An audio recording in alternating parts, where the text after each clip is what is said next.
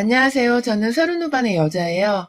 저는 초등학교 때 장거리 달리기로 학교 대표 선수였었고, 중학교 때에는 학교 내 여자친구 교실을 다녔을 만큼 뛰어다니고 땀 흘리는 운동을 좋아라 했습니다. 워낙 활동적이고 에너지 넘치는 저를 보면서 어머님이 자제력을 길러줘야겠다며 운동을 권유하신 것이었는데, 그 계기로 인해 다양한 체육 활동을 해보며 운동의 재미를 알게 되었죠. 그렇다 보니 키는 키대로 큰데 몸 자체에 에너지 소비량이 많아 그런지 잘 먹어도 살이 찌지 않는 체질이 되었고, 자연스레 운동을 하면서 몸매도 가꿔지다 보니 또래 친구들은 늘 제 신체 상태를 부러워했어요. 모델을 하라는 권유를 많이도 받아봤지만 TV화까지 나서는 곳에는 재능도 없고 관심도 없었는지라 진로는 전혀 다른 방향으로 틀어버렸고, 현재 고등학교 교사로 재직 중에 있습니다. 직업이 공립학교 교사였기 때문에 저 30 되기 직전에 정말 수원자리가 많이 들어왔었어요. 저희 어머니를 통해서 아시는 분이 연결해서는 소개팅 주선을 해주겠다 하기도 하셨고, 동네에서도 제가 결혼할 사람이 없다는 것을 알고서는 자기 아는 집에 아들을 연결시켜 주겠다며 여기저기 주선을 많이 해주려 하셨죠. 그게 다 젊은 시절의 저를 향한 관심이라고 생각이 되어 저는 하나도 싫지가 않았었습니다.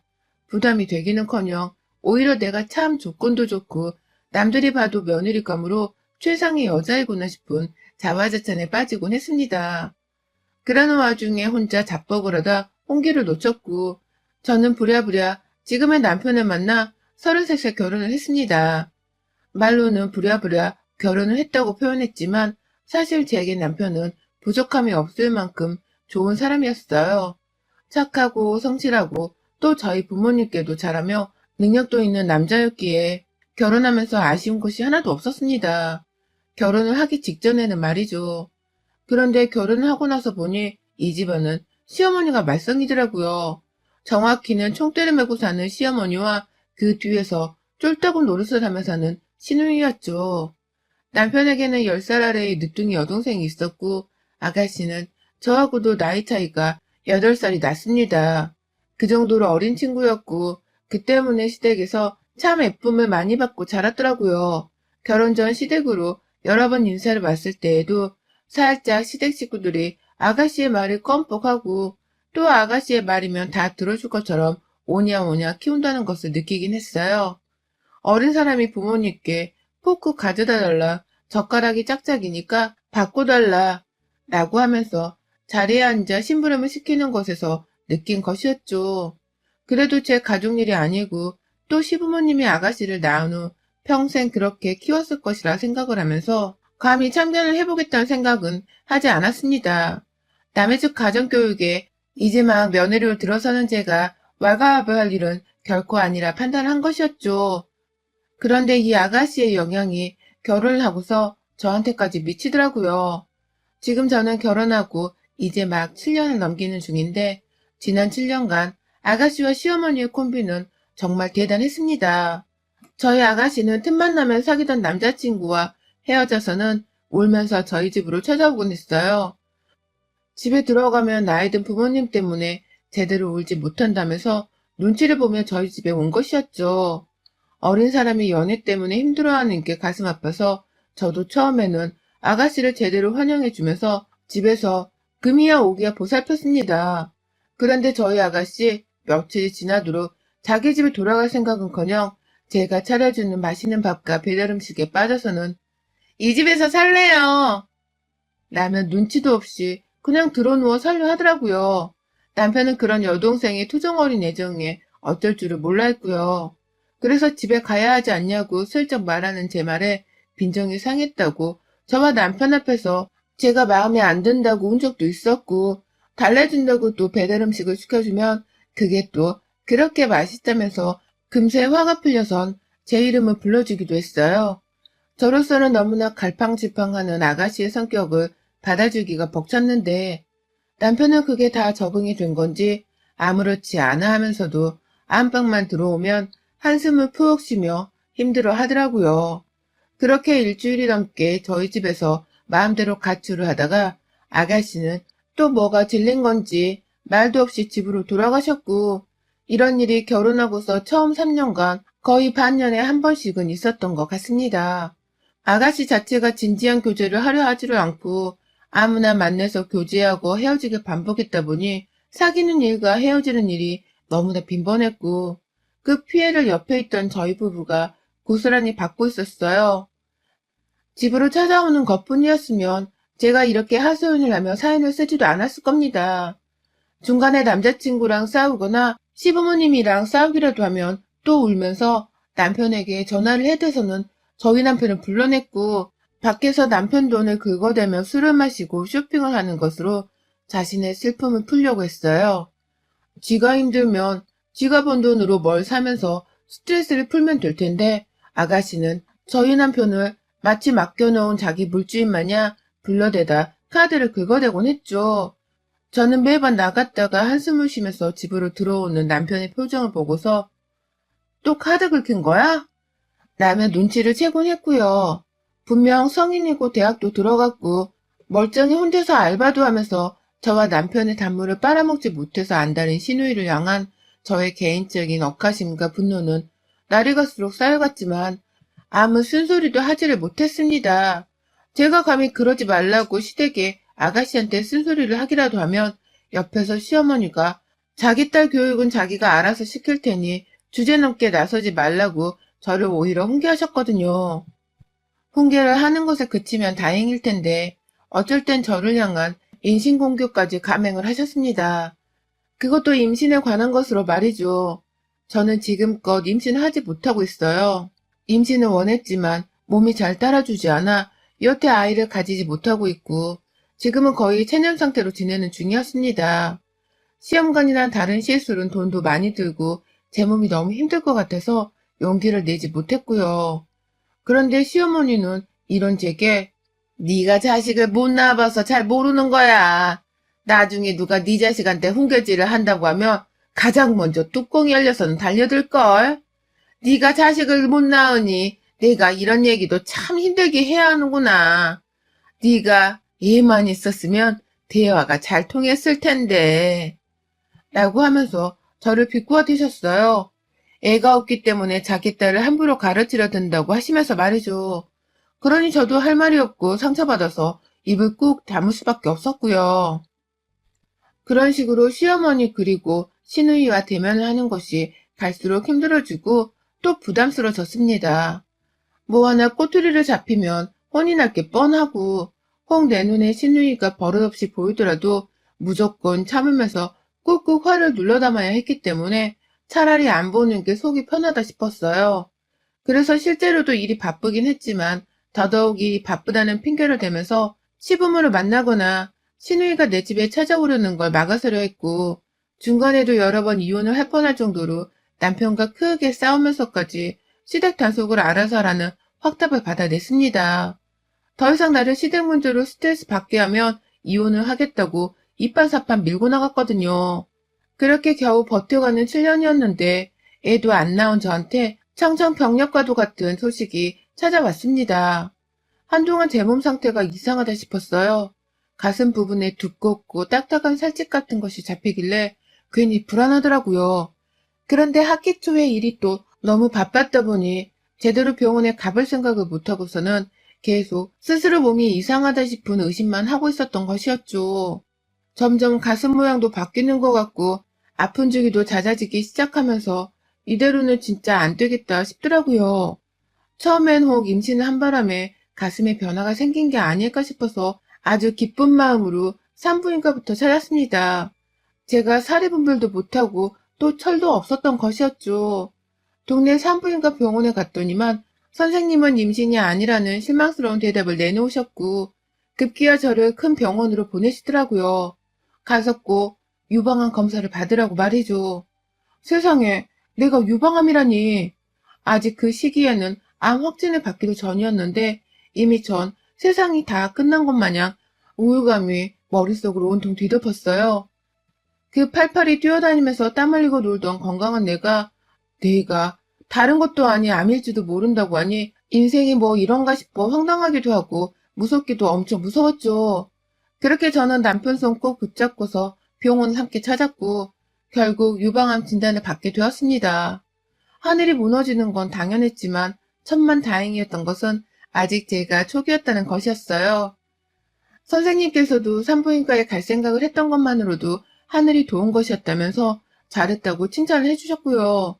그렇게 저는 졸지에 유방암 초기 환자가 되어 수술을 받게 되었습니다.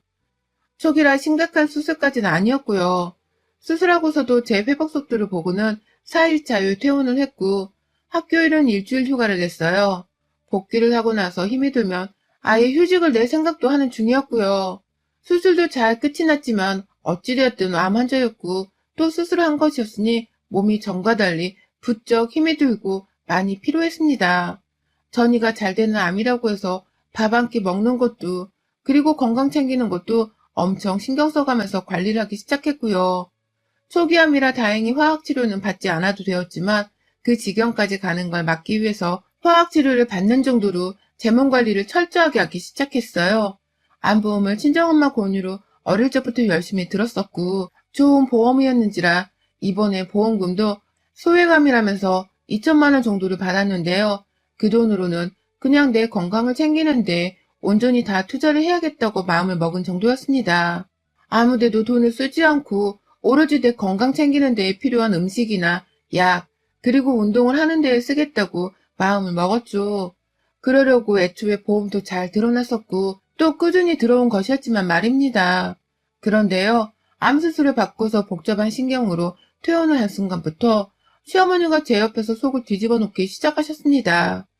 마음의 안정이 필요한 시기인데 제 속을 아주 홀라당 뒤집어 버리신 것이었어요. 제가 암에 걸려서 퇴원을 하기까지 저희 친정부모님 그리고 주변의 모두가 위로의 한마디씩을 보내왔습니다. 자기 엄마는 자신도 안 걸리는 암에 딸이 걸렸다면서 대성통곡을 하시기도 했고요. 이 정도의 슬픔을 시댁으로부터 바란 건 아니었어요. 그냥 단지 며느리가 다른 병도 아니고 암에 걸렸으니까 그게 비록 초기암이라고 할지라도 같이 애석해주고 위로를 해주길 진심으로 바랬습니다. 하지만 이건 저의 크나큰 착각이었어요. 시어머니는 오히려 제가 암에 걸렸던 사실을 아주 기뻐라 하셨거든요.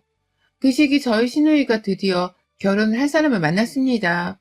그렇게 주구장창 남자를 만나고 헤어지길 반복하면서 옆에 있는 가족들의 피를 빨아먹더니만 드디어 시집을 가겠다고 남자 하나를 데려왔더라고요. 그게 제가 암 수술을 받기 4개월 전쯤이었고 제가 수술을 받는 동안에는 한창 결혼 준비를 한다고 바쁜 시기였었어요. 저야 연락을 하고 있지 않았으니 결혼 준비가 어느 정도 되어가고 있는 집까진 제대로 알지를 못한 채 남편으로부터 간간히 소식만을 전해들었고요.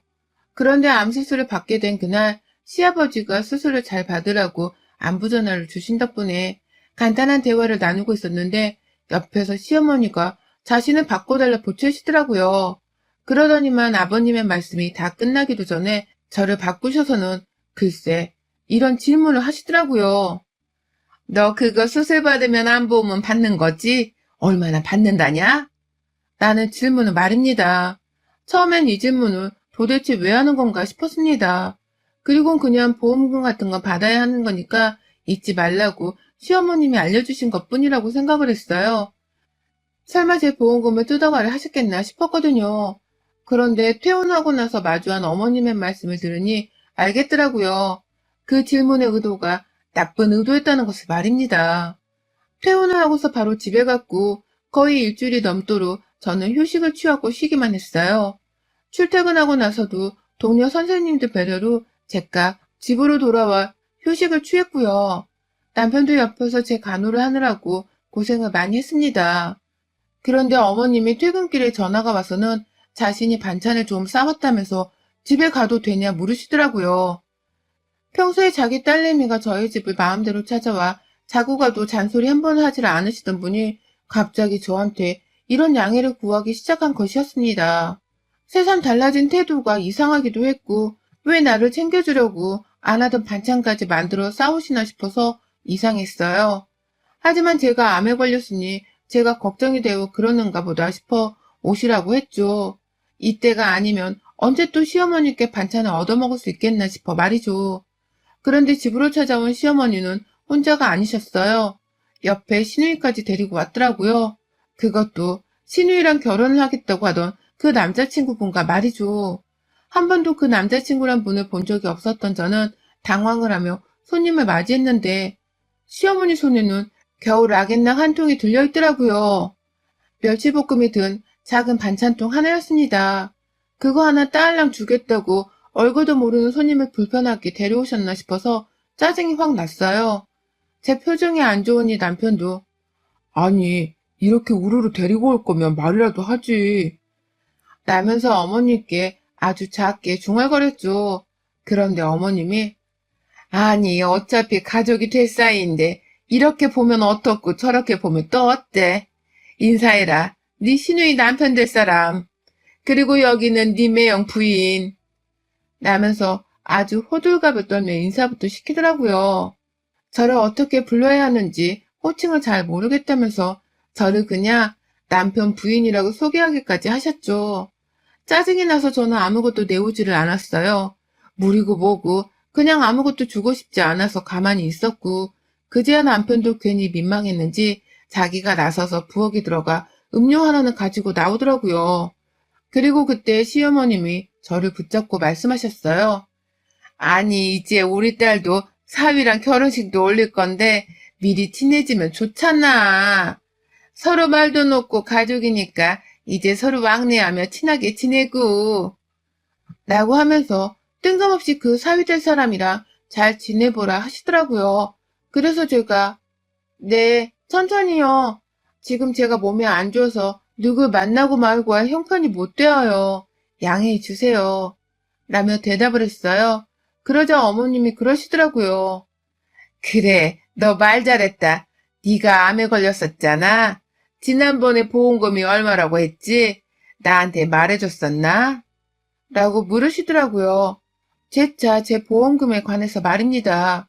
그러자 남편도 그런 얘기를 왜 물어봐? 라며 걱정을 냈고 저는 저대로 따라서 화를 내려다가 내심 침착하게 물어를 봤어요.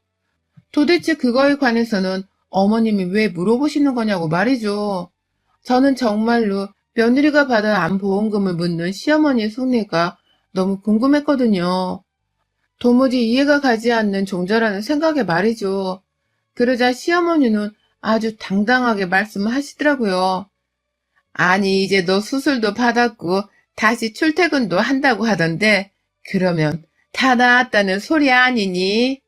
다 나아서 건강해졌는데 그 보험금이 어디에 필요하겠어. 이제 더 이상 수술 받을 것도 없고 치료 받을 것도 없잖아. 그러니까 그냥 그 보험금 우리 주라. 네 시누이 이제 결혼하는데 한 푼이라도 더 보태서 시집을 보내야 할 거 아니니.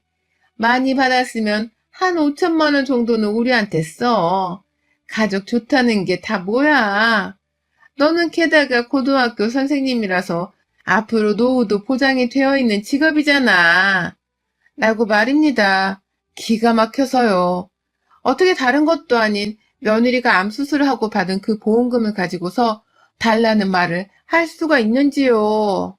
게다가 자기들끼리 제가 보험금을 5천만 원 정도 받았다고 추측까지 미리 했던 건지 대놓고 돈 5천만 원을 자기한테 주라고 하는데 환장을 하겠더라고요. 내 몸 아파서 받았는 내 돈을 가지고서 지들이 억대 보험금을 받았네 어쨌네 하면서 돈 달라 하자고 꾸미고 작정을 했을 생각을 하니 화딱지가 나려고 했죠. 돈 5천만 원이 누구 집 애 이름이에요? 제가 그 돈이 어디 있다고 내 동생도 아닌 아가씨한테 줘요. 라고 말을 했어요. 최대한 감정을 숨기면서 차분히요. 그러자 어머님은 너 돈 5천만 원 안 받았어? 나도 헷갈리니까 딱 까놓고 말을 좀 해봐. 너 보험금 그래서 얼마를 받았냐고. 라면서 오히려 더 제게 보험 액수를 말하라 재촉을 했죠. 그러니 저도 아니 그걸 제가 왜 어머니께 말씀을 드리냐고요. 돈을 5천만 원을 받았든 100만 원을 받았든 그중에 아가씨 결혼 비용으로 드릴 돈은 한 푼도 없으니까 주제넘게 그만 나서세요. 라며 언성을 높이고는 자리에서 일어나며 소리를 질렀어요. 어디 처음 보는 사람을 아픈 환자가 요양하는 집으로 떡하니 데려와서는 돈을 달라 말아야. 사람이 염치가 없어도 정도껏 없어야죠. 진짜 살다 암수술 받은 며느리한테 보험금 뜯어가려 하는 시어머니는 진짜 처음 봤네요. 라면서 저 혼자 친정으로 집을 나가버리겠다며 안방으로 들어가 짐을 쌌어요. 남편한테도 밖에 있는 시댁 식구들 다 들으라는 식으로 나 진짜 징그러워서 저런 것들도 사람이라고. 야, 며느리 안보험 받은 걸로 결혼자금 쓰게 달라는 미친 시댁 것들이 세상에 또 있으면 나와보라 그래. 어디서 똥파리가 꼬여도 저런 것들이 꼬여서는. 라며 아주 못 살겠다는 듯이 소리를 질러댔어요. 당연히 시어머니는 그 소리를 듣고서 안방으로 남편 따라 들어와서는 뭐라고 그랬냐며 저 따라 언성을 높이셨고요. 시누이도 가만 못 있고서는 겨우 돈 몇 푼 가지고서 난리라며 유세 떤다 지랄을 해댔어요. 그러니 저도 더는 못 참겠더라고요. 가슴 통증이 느껴지는 와중에 남편을 있는 힘껏 시어머니께로 밀쳐내며 당신 아들 도로 집에 반납할 테니까 다시는 나를 며느리라 부르지도 말고 감히 돈 달라고 말도 꺼내지 마요. 당신네 집이랑은 완전히 여기서 쪽낼 거니까. 라며 죄 없는 남편을 발로 차대며 시어머니 쪽으로 밀어냈어요. 당연히 어머님은 자기 아들을 때린다며 제게 손찌검을 하려고 했고 그걸 남편이 겨우 막아가면서 시어머니를 억지로 안방 밖에서 그리고 문 밖으로 끌고 나갔습니다. 그 사이 저는 계속해서 짐을 싸고 있었고 급기야 시어머니 보는 앞에서 마지막으로 남편의 머리통을 후려치며 말했어요. 너도 나가라고 이 새끼야. 저런 집안 핏줄 섞인 너 같은 놈도 소름 끼치고 싫으니까 나가라고 이 새끼야. 라며 현관 앞에서 따라나서 얼마나 등을 후려팼던지. 아휴, 가슴이 아파서 눈물이 찔끔 고이더라니까요. 그 길로 남편도 저를 진정시키겠다며 일단 시어머니를 따라 나섰고 그날 저는 문고리까지 걸어 잠근 채로 아예 남편을 집에 들이지 않았어요. 바로 다음날 출근길에 친정에 가서 짐가방 놓고 나왔고 퇴근하고서는 바로 친정으로 가버렸습니다. 집에 왔다가 제가 없는 모습에 남편은 친정까지 따라와선 저를 데리고 가려 했지만 유방암 수술받은 딸내미 보험금을 시어머니가 가져가려 했다는 사실을 안 저희 부모님이 맨정신으로 남편을 놔둘 리가 없었습니다. 그 길로 남편은 저희 아버지한테 멱살이 잡혀선 시댁에 끌려갔어요. 저희 아버지가 시부모님이랑 단판을 짓겠다고 혼자서 밖에 와 있던 남편을 데리고 무작정 가버리신 것이었어요. 그 길로 집안 대 집안 싸움으로 일이 커지는가 싶어서 저도 내심 안절부절을 못했는데 아휴 시아버지가 전화를 해오셨더라고요. 지금 친정아버지가 와 계셔서 잘 달래고 보냈다며 자기도 몰랐는데 시어머니가 저한테 한 짓을 이제야 듣게 되었다면서 아주 면목이 없다면서 시어머니 대신에 제 앞에서 사과를 하시는데 이게 도무지 무슨 일인 건지 참. 집에 온 아버지 말씀을 들어보니 그날 시댁에 가서 아버지가 시어머니 아닌 시아버지 멱살을 잡고서 가만 안 두겠다고 일부러 벼르셨다고 합니다. 집안의 가장 대 가장들이 싸워 시아버지를 제대로 홍군형을 내줘야 시어머니가 남편 옆에서 쭈구리가 되어서는 길을 못 펴고 사과를 하지 않겠나 싶어서 말이죠. 그래서 죄 없는 시아버지 멱살을 잡았고 그 바람에 남편이며 시누이, 시어머니며 모두가 자기 남편 봐달라고 매달려 애원을 했고 결국 시어머니도 저희 아버지한테 자기 잘못이라며 사과를 했다고 하더라고요. 그걸 굳이 동영상으로 찍어서는 아버지가 집으로 돌아오셨고 그 뒤를 따라서 남편이 시어머니를 데리고 졸졸 따라와서는 친정집에 들어왔어요. 졸지에 저는 가출해서 친정에 대피를 했다가 시어머니의 사과를 받을 수 있었고요. 그렇다고 해서 당장 집에 돌아가진 않았습니다. 아직 몸이 좋지 않은데 시어머니를 향한 화는 사과를 받고 나서도 분한 마음에 풀리지가 않았고 이대로 사과를 빨리 받아주면 또 언제 시어머니나 시누이가 나댈지 모른다는 생각에 좀 더 버티기로 한 것이었어요. 친정에서 몸보신 좀 하면서 요양을 하려고 했고 제 몸과 마음이 편해졌을 때 천천히 남편에게로 돌아가려 합니다. 그래서 남편도 확실히 지네 엄마랑 여동생과 인연을 끊고 사는 게 속 편하다는 것을 스스로 잘 느껴보겠죠. 암 수술 한번 받았다가 진짜 별 가짜는 것들의 본색을 다 구경해봤네요. 원래 못난 사람들인 줄은 알고 있었다만 사람은 진짜 겪어봐야 압니다. 여러분의 생각은 댓글로 남겨주세요. 오늘도 시청해주셔서 정말 감사합니다.